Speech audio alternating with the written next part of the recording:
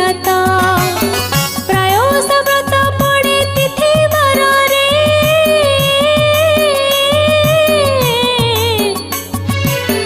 ए ओषा पड़े टिके भिन्न भावरे तिथि बार भिन्न जे ओषा पड़ई जोग जो व्रत बोली ता नाम हुई सुदशा व्रत भी एक जोग जो व्रत नारी माने पाली थांती।